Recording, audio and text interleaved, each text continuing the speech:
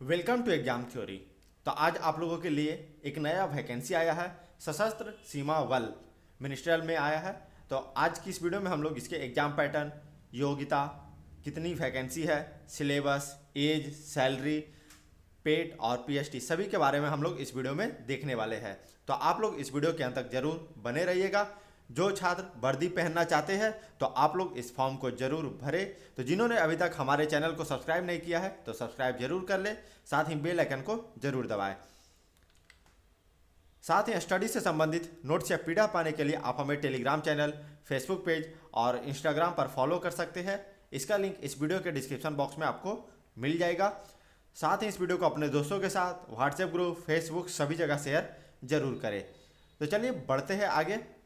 तो सबसे पहले हम लोग जानेंगे कि आप इस फॉर्म को कहां पर जाकर फिल कर सकते हैं और साथ ही पूरे नोटिफिकेशन को कहां पर जाकर आप डाउनलोड कर सकते हैं। तो ये ऑफिशियल वेबसाइट है ssbrect.gov.in पर जाकर आप इस फॉर्म को फिल कर सकते हैं और पूरे नोटिफिकेशन को डाउनलोड कर सकते हैं वहां पर जाकर।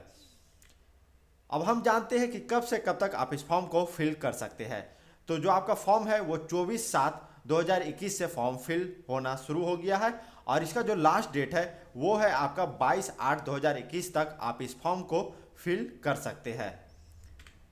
नेक्स्ट यहाँ पर हम लोग देखते हैं कि आपका जो एप्लीकेशन फ़ी है कितना लगेगा यहाँ पर। तो यहाँ पर जो candidate UR, EWS, OBC category से है तो आपको यहाँ पर जो फी पेमेंट करना है वो है 100 रुपीज़।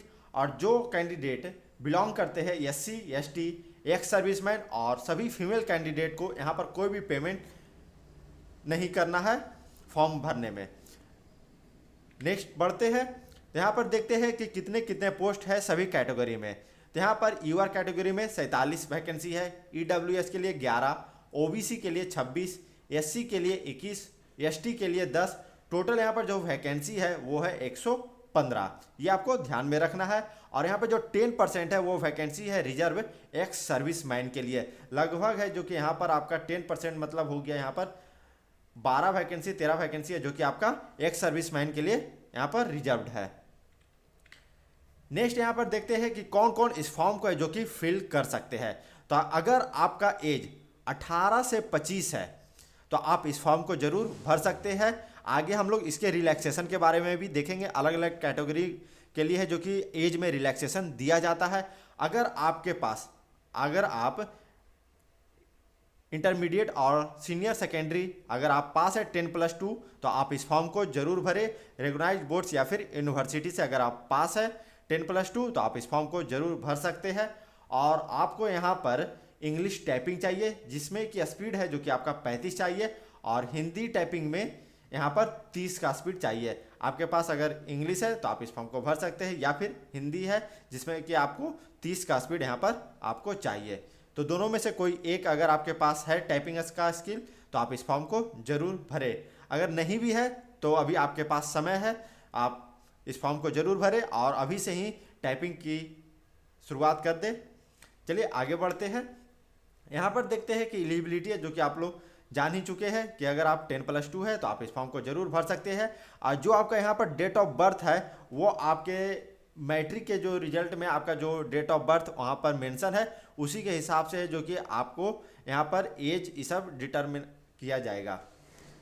नेक्स्ट यहाँ पर हम लोग बढ़ते हैं कि रिलैक्सेशन के बारे में, एज रिलैक्सेशन के बारे में। तो अगर आप SC/ST कैटेगरी से है तो आपको यहाँ पर 5 साल का है जो कि रिलैक्सेशन दिया जा रहा है। अगर आप OBC कैटेगरी से तो 3 साल का दिया जा रहा है। अगर आप एक्स सर्विसमैन है तो यहाँ पर आपका 3 साल यहाँ पर दिया जा रहा है रिलैक्सेशन का अलग अलग कैटेगरी के लिए। अगर आप यहाँ पर UT of Jammu Kashmir during the period of 1/1/1980 से लेकर 31/12/1989 से है जनरल कैटेगरी में तो यहाँ पर 5 साल का दिया जा रहा है। अगर आप OBC से है तो 8 साल का, अगर आप SC/ST से है तो 10 साल का यहाँ पर है जो कि रिलैक्सेशन दिया जा रहा है। अगर आप जम्मू कश्मीर से है इतने इतने के बीच में तब।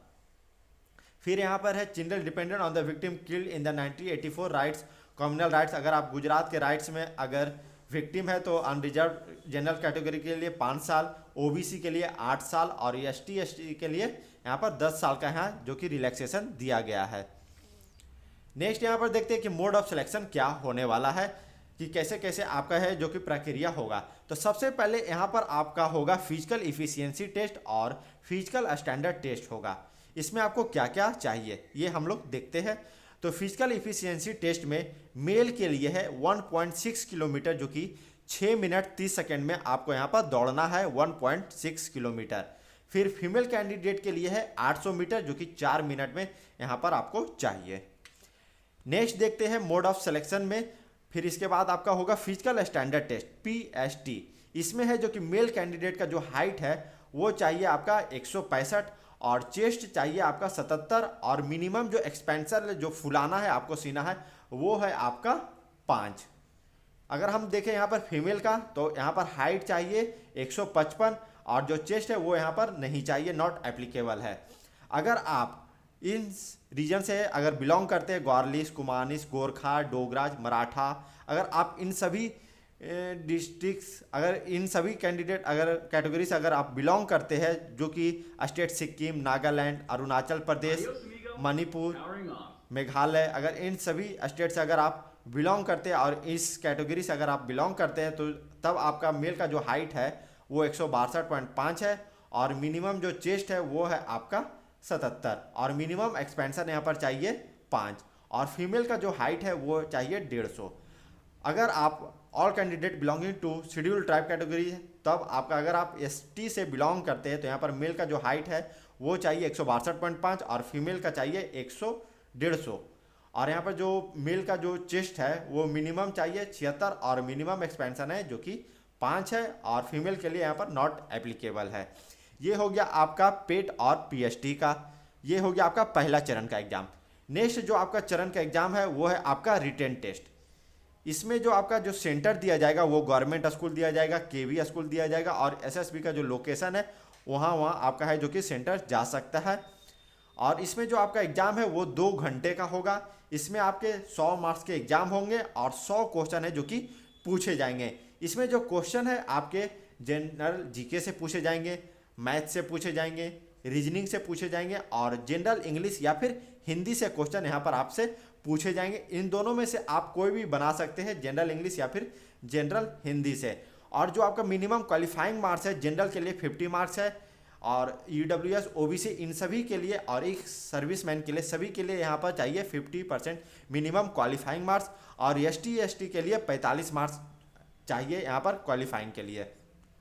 यहाँ पर आपको पता हो गया होगा कि रिटेन के लिए यहाँ पर 2 घंटा का आपका एग्जाम होगा, 100 मार्क्स का होगा, 100 क्वेश्चन होगा और इसमें आपके GK, मैथ, रीजनिंग और जनरल इंग्लिश या फिर जनरल हिंदी से प्रश्न पूछे जाएंगे। और जो आपका फाइनल मेरिट लिस्ट जो बनेगा वो आपके रिटेन टेस्ट पे ही बनेगा, ये आपको ध्यान में रखना है। नेक्स्ट यहाँ पर हम देखेंगे इसके बाद आपके रिटेन एग्जाम के बाद यहाँ पर होगा आपका टाइपिंग टेस्ट।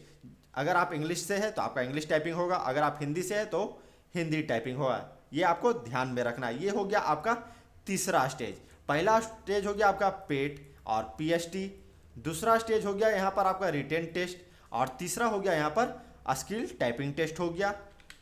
अब हम देखने वाले चौथा में आपका यहाँ पर डॉक्यूमेंट वेरिफिकेशन और मेडिकल एग्जाम होगा, ये आपको ध्यान में रखना। ये आपके 4 स्टेज हो गए मोड ऑफ सिलेक्शन के, 4 स्टेज में जो कि आपका पूरा वैकेंसी है जो कि कंप्लीट होगा यहाँ पर। नेक्स्ट यहाँ पर देखते हैं कि आपका सैलरी क्या होगा यहाँ पर। तो आपका जो सैलरी है वो लेवल 4 के हिसाब से होगा, 25,500 से लेकर 81,100 पर मंथ। तो ये आपका है जो कि धीरे धीरे आपका जो इंक्रीमेंट होता है और प्रमोशन होता है उसके हिसाब से आपका जो है यहाँ पर सैलरी बढ़ेगा। और यहाँ पर है जो कि आपके अलग अलग फिर यहाँ पर अलाउंस है, जैसे कि आपके यहाँ पर डियरेंस अलाउंस, फिर राशन मनी, वॉशिंग अलाउंस, फिर और भी अलग अलग जो कि आपका अलाउंस होगा वो आपको यहाँ पर मिलेगा। नेक्स्ट देखते हैं यहाँ पर कि फोटोग्राफ में आपका जो फोटो है और सिग्नेचर है वो कितने KB का होगा, किस साइज में होगा। तो यहाँ पर अगर हम देखें फोटो का तो जो आपका फॉर्मेट है वो आपका JPG फॉर्मेट में होना चाहिए और जो आपका जो साइज है फोटो का वो 12 KB से कम होगा और 4 KB से ज़्यादा होना चाहिए और रिजोल्यूशन है जो कि 100 पिक्सल जिसका कि वाइड है जो कि 120 पिक्सल हाइट होना चाहिए। तो ये आपको ध्यान रखना है फोटो को अपलोड करते समय। अगर हम बात करें यहाँ पर सिग्नेचर की तो यहाँ पर जो आपका फॉर्मेट है वो जेपीजी फॉर्मेट में होना चाहिए, जो कि लेस देन 12 KB और 4 KB से ज़्यादा होना चाहिए, और 140 पिक्सल वाइड होना चाहिए, और 60 पिक्सल यहाँ पर हाइट होना चाहिए। तो ये हो गया आपका फ़ोटो और सिग्नेचर। जब आप फॉर्म फिलअप करेंगे तो इस चीज़ का ध्यान आपको रखना है। नेक्स्ट यहाँ पर देखते हैं कि आपका जो वेट और हाइट है अपने आपके एज के अनुसार से, आपका हाइट के अनुसार कितना आपका वजन होना चाहिए। तो यहाँ पर सबसे पहले हम लोग यहाँ पर फीमेल का देखेंगे। तो ये हो गया आपका एज 18 से 22, 23 से 27, 28 से 32 और 33 से 37, और ये हो गया आपका हाइट। तो इसके हिसाब से अगर आपका हाइट 148 है तो आपका जो वजन है 18 से 22 में 34.5 से 42.5 होना चाहिए, 37.5 से 45 होना चाहिए, 23 से 27 में, और 28 से 32 में 38.5 से 47 होना चाहिए, और 33 से 37 होना चाहिए। तो ये आपका पूरा लिस्ट है, आप इसे अच्छे से देख लीजिएगा।